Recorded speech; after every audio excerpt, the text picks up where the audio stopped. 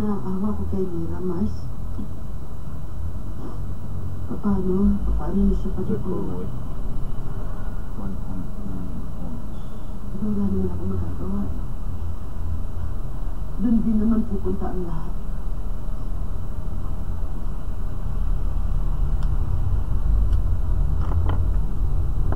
Kaya ang gusto ko itang lumaban.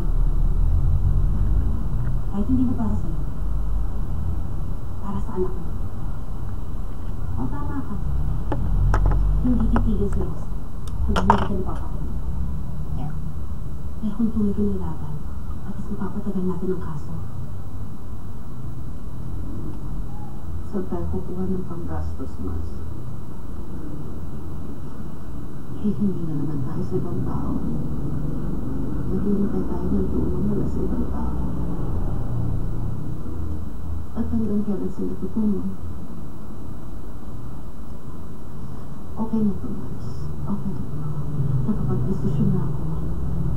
At sa isip ko, ito na ang pinakamagandang gagawin ko para matapos ang lahat ng ito. Kaya please, Mars, seryosohin mo yung sinabi ko sa'yo. Naalagaan mo ang anak ko, huwag mo siyang pagbabayaan. Dahil kapag may nangyari sa kanya, hindi ko alam ang gagawin ko. Baka magpapakamatay na lang ako. Tumigil ka.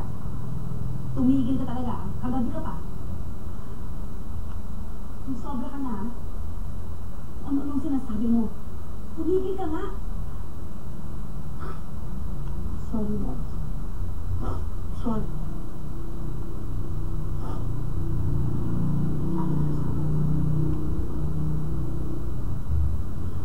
Nasa sige na. Nasa na ako. Malis, hindi na pa.